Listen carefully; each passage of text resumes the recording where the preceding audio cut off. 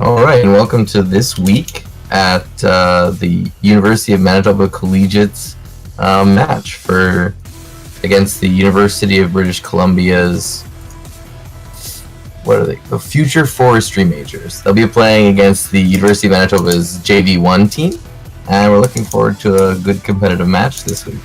I'm here, Sayador, to cast the game along with Josh, who's in the room with us.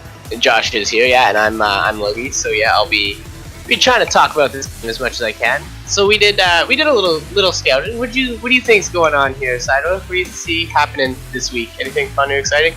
Well, it was a little bit difficult to scout based on just not a clear kind of showing of what's available based on their GG stuff, but. I would say from the support, you're probably looking at like a Braum or Tarek or Leona maybe kind of thing, some like kind of tanky supportive thing, and that's all because of the kind of the changes, I guess, to the meta based on 8.2, and so I'm not entirely sure how it's all going to hash out in this kind of league, but we'll see if those sorts of changes start propagating their way through the league.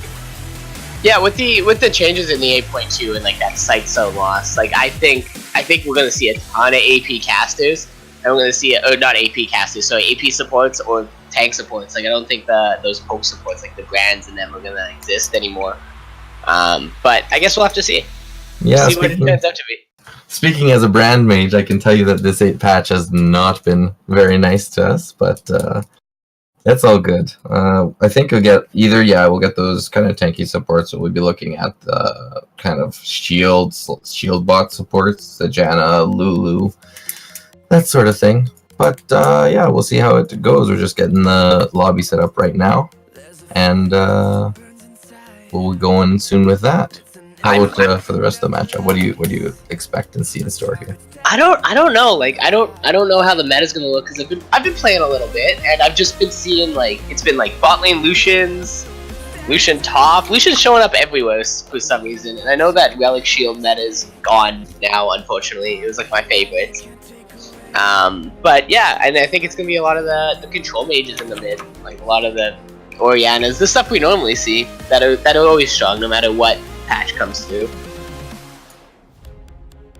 Nice, yeah.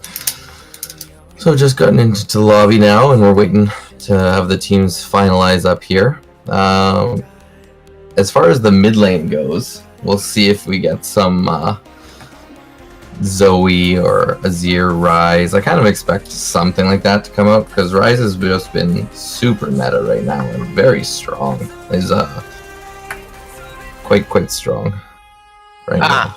Oh, and what about the Nunu Azir pickups? Do you think that'll go like 1-2? If they're following the meta, we'll see. I think the Nunu it's so strong right now. I mean, you look at the patch rate in Korea, and then what is it, like a 56% win rate right now? So yeah, something ridiculous like that. He got hot fixed that same the night that it got released. It was hot patched. Yeah, so it was pretty ridiculous, the win rate he's showing over in Korea right now. So we'll see if that one gets picked up here, if the jungler's used to playing it. I'm not sure if Storm Skills is used to playing. Oh no, sorry, that's Slade. Yeah, but like it's Nunu. Come on now. Yeah, we'll see. I know it is. I think he's more used to the kind of carry picks, but we'll see.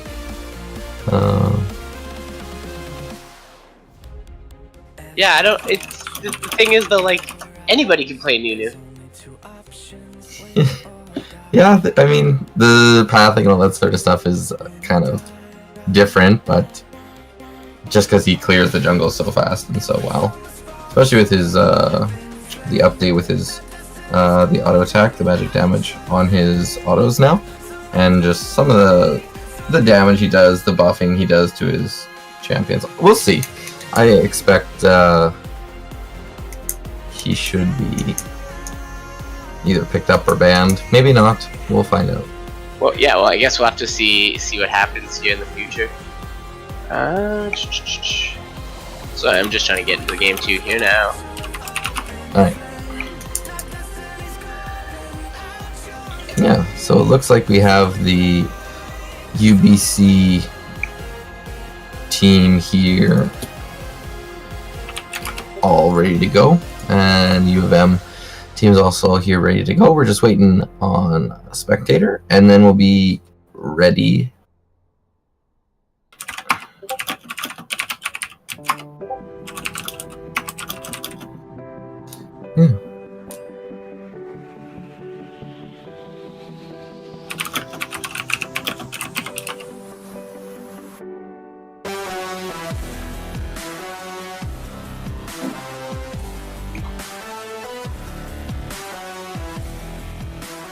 So, just wanted to give, I guess, a little bit of background here on the entire group here. The UBC team right now is 1-1, while the U of M team is 1-0 with their second, I guess, win coming against Houston. Were they both played? Were they all played games? Or? No, I don't think the Houston game was actually played. So that's why I think that it's like a 1-0, but the one team forfeit for the second win, but it didn't really count. So we got the 1-1 team on UBC's side, and we got the kind of 1-0, 2-0, whatever you want to call it, on the U of M side. And just based on some of the rankings here, and the solo queue rankings don't necessarily tell you everything, but they kind of do tell you that it's going to be a slog for the UBC team. Depending on how well they work as a team, we'll see how it goes. But I think the betting man would probably go for the U of M. And that's not just Homer talk here. We're looking at some really, really strong jungle top support mid. It's kind of just throughout the whole team, but I think the biggest one is the AD carry. If you want to see some really good carrying, I think you can watch the AD carry and the way he gets supported by the rest of the team. And you can just see him kind of sometimes snowball the game completely. I watched him on Ezreal a couple weeks ago and just totally took out the entire team almost single-handedly. And so we'll see. With the Ezreal nerfs in 8.2, it might affect that pick, but it's not that much of a nerf, so I still expect him to go high in the picks. I don't know. There's also that big nerf to Klepto, which might cause a lot more nerfing to Ezreal, and you see him a lot less. Yeah, that's true. The Klepto nerf was significant. Because that was huge. Having the buyback prices much lower, having the drop rate substantially less. I think it's like half the amount or something now, within the first 15 minutes. Mm-hmm. So I think that might push it more into those heavy carries, like you're gonna see, especially with the supports being the shield supports nowadays. Or what I think might be the shield supports, you're gonna see like the Kogmas, you're gonna see the Banes, all that jazz. Yeah, we'll see if we get some of those hyper team comps with the hyper carries of the Kog'Maw, or the Varus has been really rising in pick priority as well with the Rageblade. So the Rageblade Varus or the Rageblade Kog'Maw, either one of those two has kind of been rising in priority. And based on the changes, what we're talking about in the meta with the supports being more so either shield or peel or kind of tanky, your laning phase can go like a little bit easier. So we'll see. I expect Braum to be pretty high priority, as well as maybe Taric or Tahm Kench. We'll see how it goes. We're starting off here in the picks and bans. We have the Azir being banned out, followed by the Nasus from the University of Manitoba side.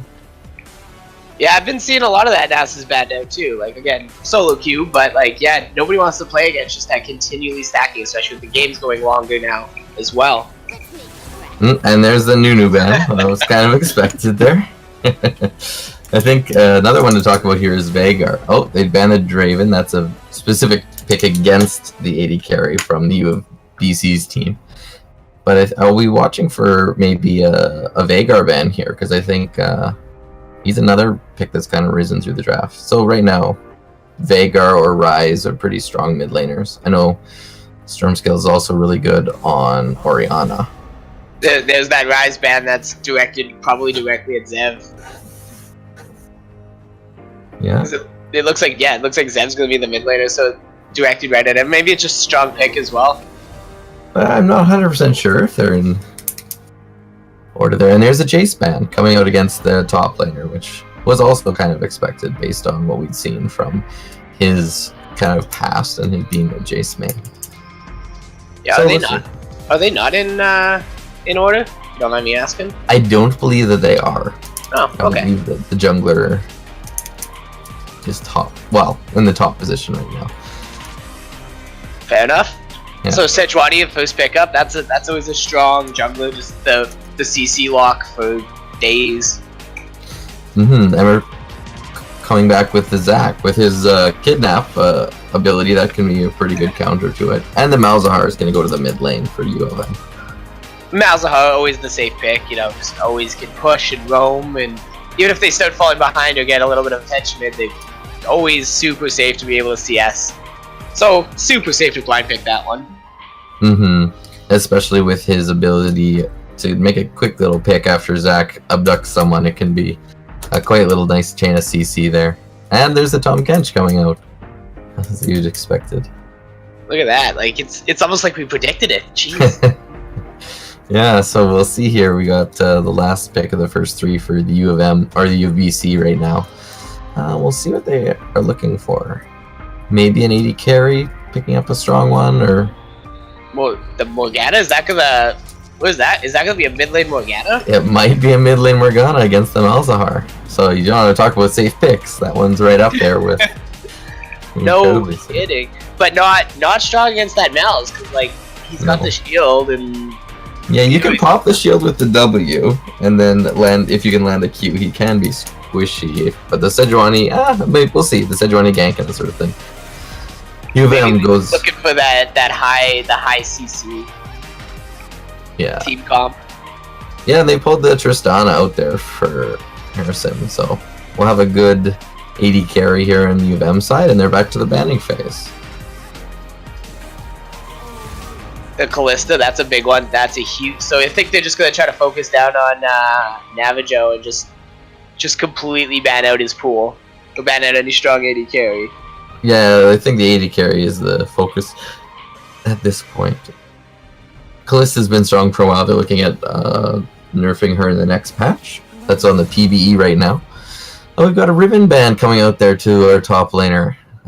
Looking at his na.op.gg, that comes from a wealth of Riven games, I would say.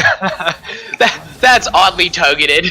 Yeah, and then there's the Kog'Maw. So yeah, just banning out some of the hyper carries. So that leaves you with what I would expect would be either Varus would make the most sense to me, or maybe a Twitch. I know that he's played Twitch a couple times.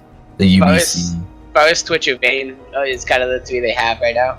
And with Vayne being banned, not banned, Vayne being nerfed in the last patch, it brings it down his priority a little bit, and they get rid of a Lucian from the side of U of BC, which is a little confusing. Well, that top lane Lucian's been, since Huni pulled it out, that top lane Lucian's been rising in popularity for stat reasons, but... We'll see. We're looking. It looks like they're looking at the top pick right now on the U of M side, and they go with the Janna, just a really strong support right now in the meta.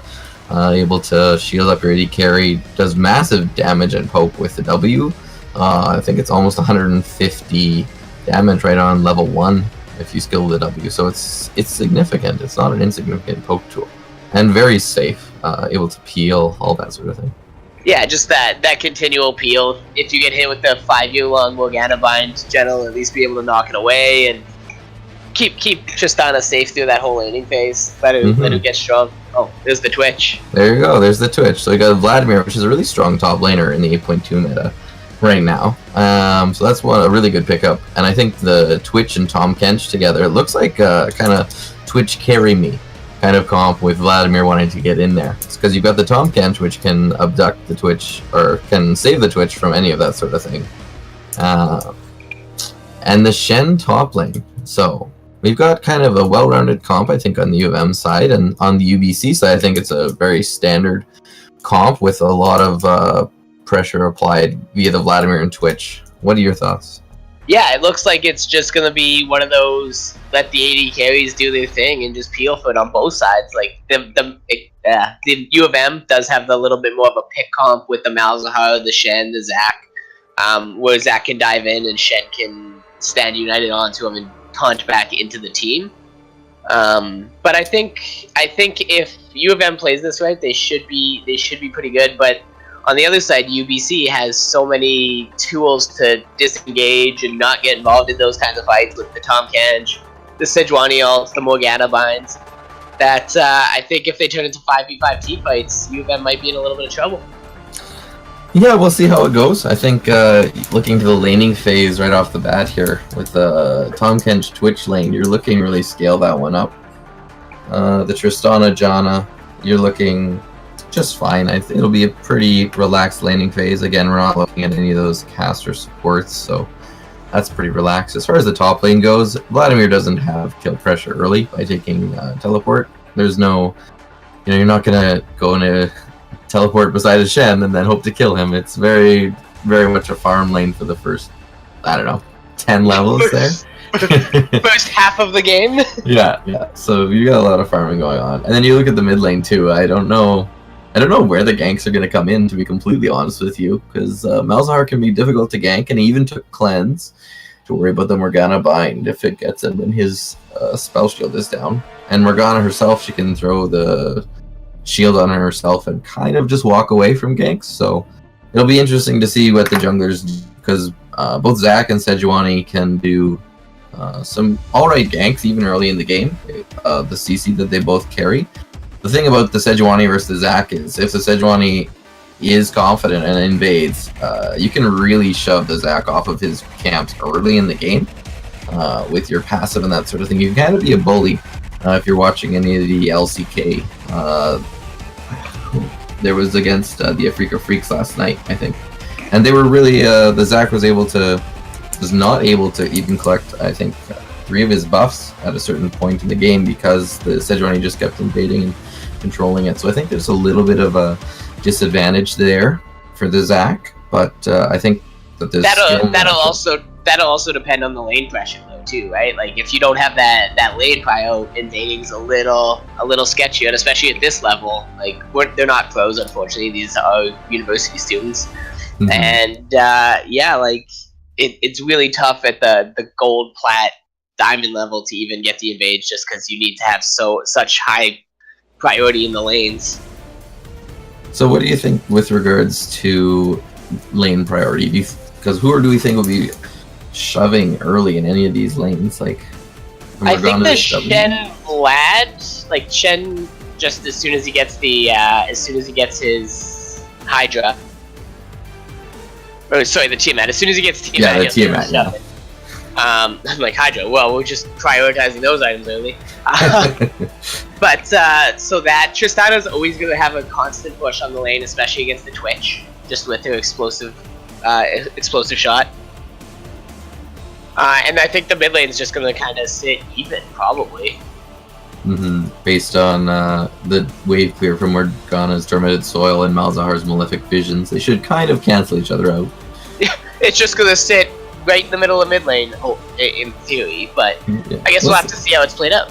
Exactly. That's what we're about to start out. We're jumping into the game here. UBC versus University of Manitoba, the all-Canadian clash. I'm so excited. How many Canadian teams are there in this league? There's not many, eh? I don't think that there's very many at all. I can quickly check for you, actually. So yeah, we just have to represent here. Yeah, we have universities involved here. Is Acadia Canadian? I think so. And Algonquin?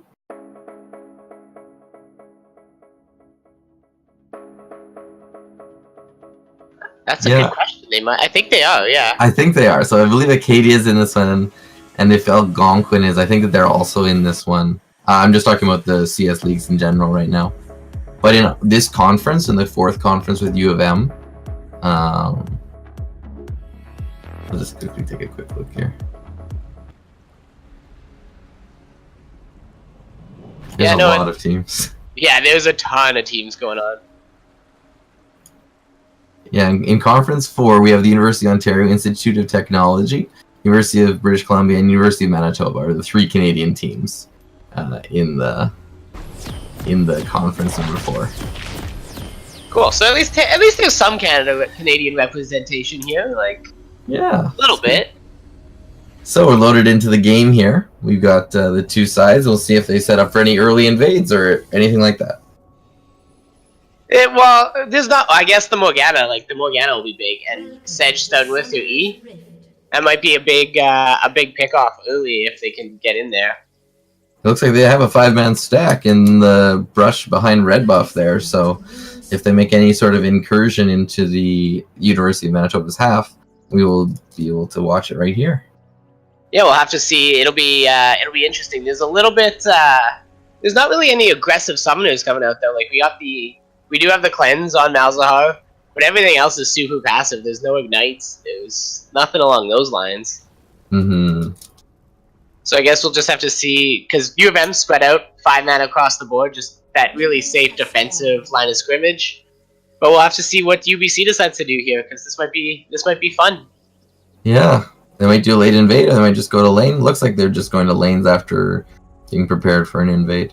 So we've got the Morgana with the minion dematerializer here. So that's a kind of a unique item. You want to talk about that one for all those who might not be up on the new changes to League of Legends this patch? Oh yeah, the dematerializer that nobody takes often anymore. I think I've seen it like twice ever, where they you just get to take minions and do extra damage. Maybe she wants that extra pushing power. Yeah, it allows you to do that extra percentage to the minions allows you to clear your wave faster and shove it harder, which is what it appears like she's doing. Yeah, she'll probably do the like tormented soil max and just like really try to shove that lane and continue to roam probably. Mm-hmm. But look, everything's looking super standard right now. No invades, nothing crazy going on. Just basics. Although we do have in the bot lane, we have the Twitch opening with the Doran shield. So that might be them just trying to be a little bit more defensive, play a little safe. And it does look like we got the level 1, level 2 Shen just pushing in deep and really making sure you hit that 2 and hits the taunt and really pushes Vlad out of lane. I think he's going to try to really bully Vlad as much as he can in the early games. Mm-hmm. As far as keystones go, we can see that Janna took the Arcane Comet, so she's really looking for some poke early in lane, wearing the X-Tech Janna skin, my favorite. that W poke with the Comet is crazy right now. So yeah. Just trying to really push that Twitch out of lane again. It looks like the U of M team just really wants to take control of this game early and keep pushing it. Mm-hmm. But everything again normal. But there is looking like there's gonna be a top gank side. Sejuani's kind of setting up for that. Just gonna be coming in here. Definitely not a ton of kill pressure on that top side, and Shen's just able to taunt away.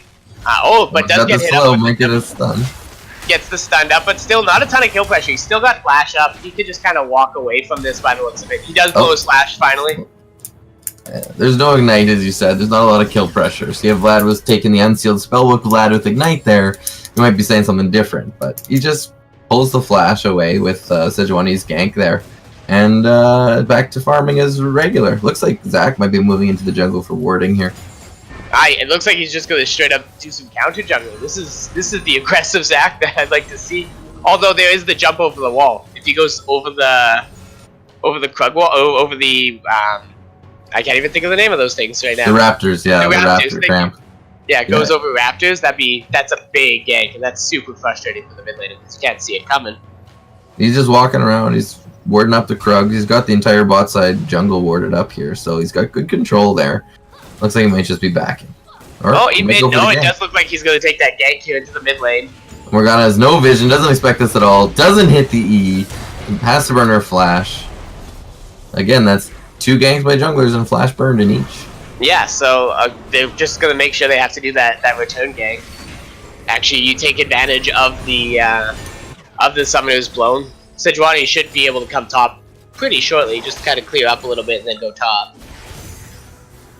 But yeah, all in all, just very easy early game. You know, just farming up. Everybody's taking their time. There's no big CS leads anywhere. We got 9 CS lead on the top side, but a huge wave into tower.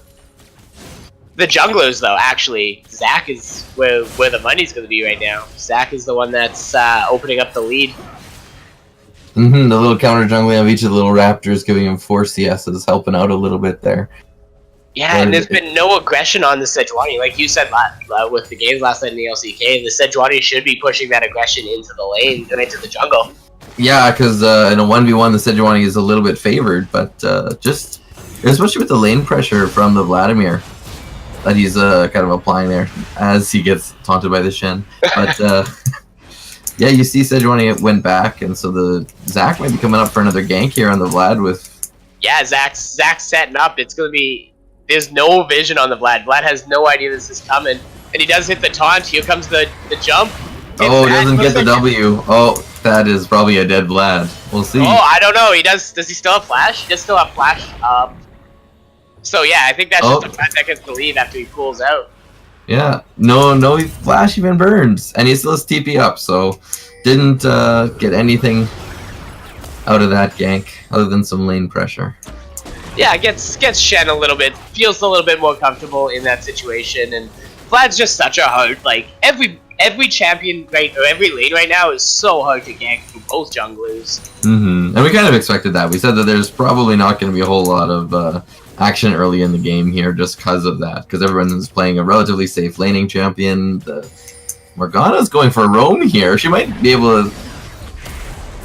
Completely miss her bind, yeah, and then they get to just leave. Oh, but there is Tom might get the consume. Oh, he has to burn the flash. And bot lane did hit 6. Like the UBC bot lane hit 6. Didn't hit 6. Sorry, I lied. No. I was seeing. Only Morgana. Morgana was from the mid lane. She was looking to go in there, land a bind, but that was not to be the case. And the mid laner's gank from UBC was not effective. They're gathered right around the Infernal Drake, though. It is true. They can get that fight, and they do have.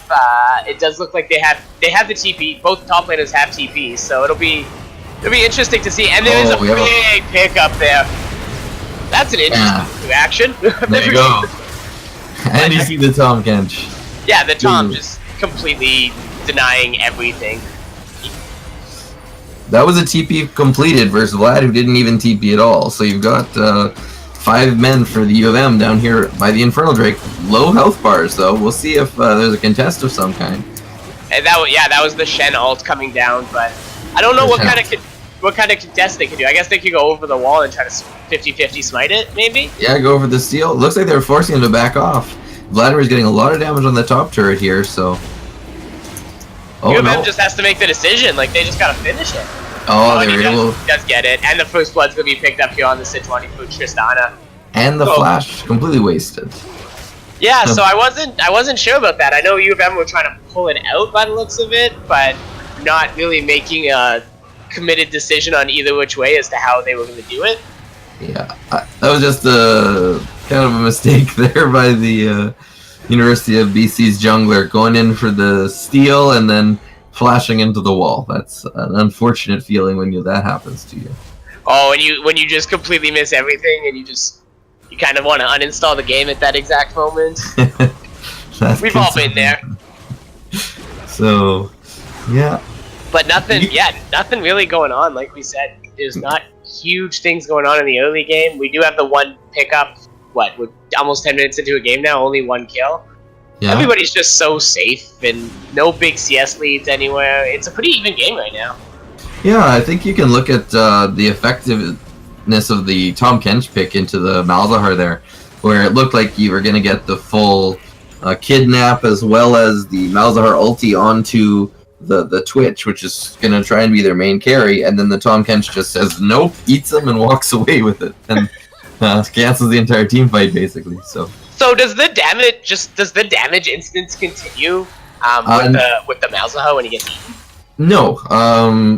Well, as long as he's standing within the space on the map, it will continue to be there. But as the Tom Kench walked out of the null zone, no, the damage on Tom Kench, or the damage would be on Tahm Kench, and Twitch doesn't get damaged inside of Tahm Kench. I mean, any of the malefic visions that might have been on him, or any damage over time things will still occur, but the suppression, all that sort of CC on him gets cancelled out when the Tahm Kench takes him in his stomach.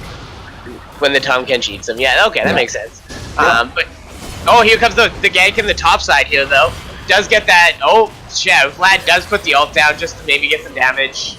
Does look like Zach picks up that kill. Super easy. Had no idea it was coming. It was super nice lane gank by Slade. I'm really surprised that Vlad didn't use his stopwatch there. Along with his ulti, that probably would have been enough to keep him alive. So I think that was just a misplay.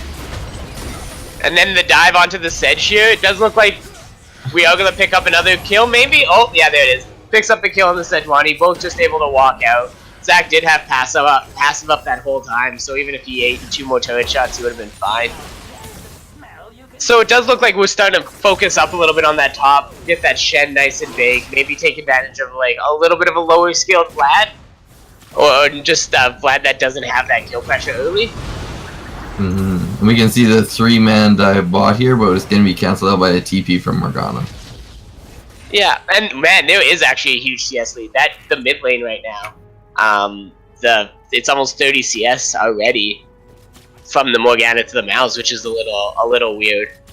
Because she's been caught roaming a couple of times and not able to push the lane before she takes that roam. She's been really caught out and missing a lot of CS here. We got a 30 CS lead at 100. That's significant, yeah. That's big, especially 11 minutes into the game. Like that's gonna be a lot of money on that Malzahar instead of on the Morgan, especially with Morg trying to go into the early Rod of Ages too. A little bit more of an expensive item. An underfarmed Rod of Ages is not the ideal first item, but maybe playing for that safe. But there is gonna be a little 2v2 in the mid lane here. It looks like actually. Vlad is roaming down to the mid as well. Maybe it's going to be a 3v2 on the side of UBC. Zach has got a lot of escapes. And yeah, Mouse throws the ult down with no setup on it. And you can see, oh, they're going for the Malzahar now. Double flash. Grab the mid laner's flash. Oh, are they going to pick it up? Oh, the Shen ult's coming down. I don't know. They might get... They do get Zach passive. Shen coming in, though. Malzahar flashes, but still killed by the VAR. But yeah, Vlad still went deep for that. But it does look like Shen's just going to be putting in some work here. Oh, the binding by Morgana might turn this fight around. There's a stopwatch. Oh, there's the other stopwatch. There's so many stopwatches. Oh my goodness. What's going on? Is he actually going to live through that? Okay. Oh, there he goes. I was about to say, if he actually lives through that, that would be the most insane play ever. League of Stopwatches, my friend. What fun. Oh my god, looks like it's gonna be... No, but they're putting a lot of pressure on that bot side. Tristana doing what she does. Yeah, she forced the heal out of Twitch just with the explosion on the turret. So they might be going for first turret right here with this shove. Yeah, they definitely could get that first turret blood pretty easily. Zach is here to gank though, but Tristana taking turret shots. And Zach hitting his stopwatch there. Did he hit that? I missed that. He must have hit. Just looked fun, I guess. Oh yeah, he went golden. That broken stopwatch in his inventory tells you that one. But yeah. Yeah. So what do you see happening here? Like. Well, we're looking at the bot lane here. The Zach's trying to go for a lane gank, but that's been warded up. Sejuani's here. They're just trying to prevent the first tower falling on the side of UBC. Oh, but Shen does hit the taunt on the top side. And looks like he's going to pick up that kill pretty easily. Yeah. Vlad's sitting around a little too long. Maybe getting a little greedy.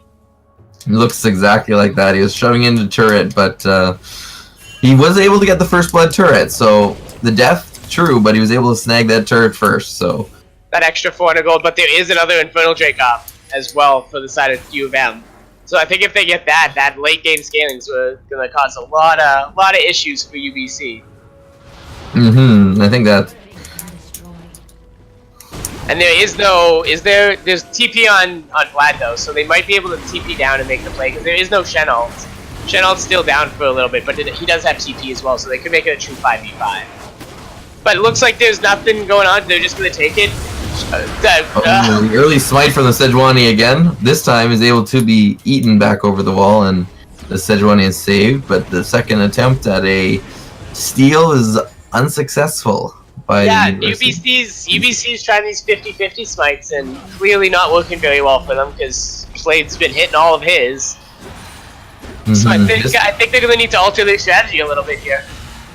Yeah, we got the Shen and the Vladimir going at it. Shen has got picked up the Tiamat now, so he's kind of just wailing away on the minions and Vladimir. And this is kind of what we said around the level 10 here. You've got the kill pressure now from the Shen when you picked up that Tiamat, as well as the lane pushing power. Yeah, and he's gonna start bullying Vlad out. Vlad's not gonna be able to have much presence in the game, where Shen is gonna be able to kind of go wherever he wants with his ult and TP, right? And he's picked up the Titanic already. So it's gonna be interesting. I think U of M's in a really dominant position right now. Again, still a 30 CS lead on that mid lane. But there is a gank coming in on the Malzahar with the Shen ult coming in. Does dodge the binding, is able to close in, and Shen's just gonna wreak a little bit of havoc.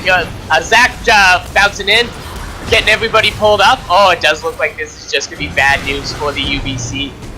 Does get bounced around. Tom Kench able to come in and just eat them. Oh.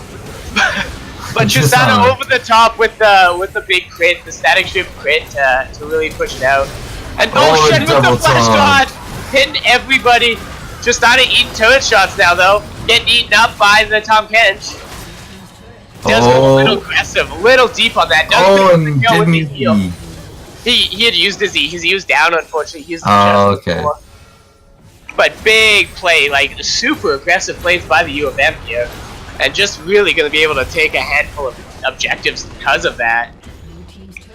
Oh, so that was quite the team fight. You see anything interesting on that one? Many interesting things. You're looking at the Tristana jumping in, getting the crit on the Vladimir, the Morgana Black Shield being used on the Sejuani to allow him to get out of, or just before Stormskills had hit him with his ultimate there. But wasn't enough to save him, and then it just snowballed from that into a full team fight, and then 2 towers after the Shen with the crazy flash taunt through that 2 tiers of towers, flash taunting to get backline Morgana to get the kill. He just doesn't even care anymore. He just does what he wants. Yeah, he doesn't have that much armor though, so I'm really that's fairly gutsy play there from the Shen going that deep, but he knew he had the team to support him, and it looks like U of M is putting some priority on the Rift Herald now. Yeah, it looks like they're gonna get another objective. Zach able to just bounce in and pick up on the Morgana. It does look like it is gonna be another pick here for them, getting the Tom Kench all roped up. Shen coming in from the side here, getting the Sejuani. So it does look like it's just starting to fall apart a little bit for the UBC. They're just not quite able to get any of those picks that they want. Their vision line's suffering a little bit because of it. And Twitch getting snagged up here too, just getting picked off one at a time. Now we have the Shen diving the tower, attacking the mid laner. Does Shen not care. Not caring about anything right now. And it looks like they're gonna get they're gonna get inhib to it here because of that. They're gonna get inhib and top inner.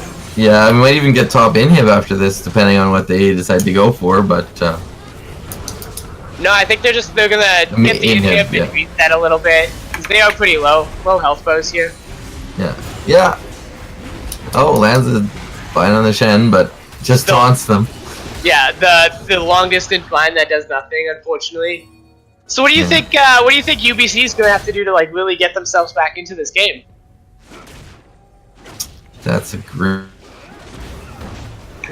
design for the Twitch to fire from the back line and destroy everything, but right now Twitch doesn't have any completed item except Runin's Hurricane, which is not going to be enough to take team fights. So I think they're just going to have to try and hold on these inhibitors, and this Baron is going to make it even harder. Oh no, sorry, Rift Herald. It's not 20 minutes. Yeah, they're just and they're just going to be able to put that wherever they want. They have the Shen still splitting just on his own. He does have ult up, so he is going to be able to get into any team fight that he wants. Yeah, and now with that Rift Herald, we might be looking for a dancing Rift Herald this game. We'll see how it goes, but UBC is definitely backs against the wall. I think almost every single player on their team is a level down to the University of Manitoba's level, and The gold lead is 10K. It's not looking good here for the UBC.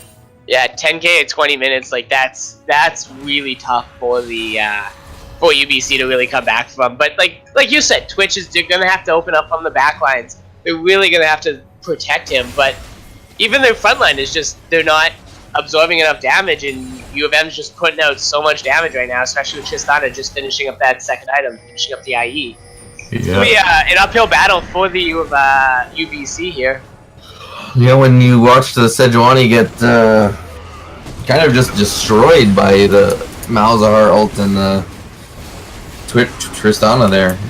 And they're just going to take this 20-minute Baron, like, without problem. They have the Whiptail pushing top lane. They set up the entire vision in the UBC jungle. It's a free Baron at 20 minutes. It's not looking like UBC has anything to combat against University of Manitoba here.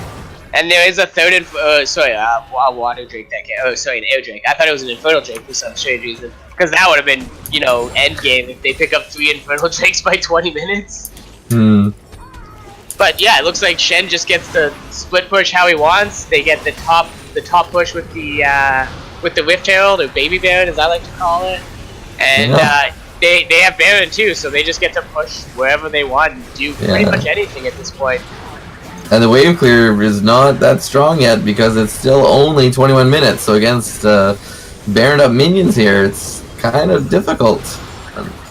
And the wave clear being Morgana being a little bit underfed right now. Like, she's not even able to take the cannons anymore. She takes a cannon minion with her tormented soil, but that's about it. Like, you just don't have any pushback.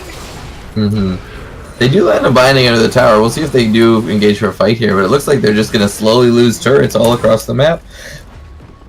They need to make a decision and stick with it, because they do have, like, it is against the Shen. That makes it really tough, but...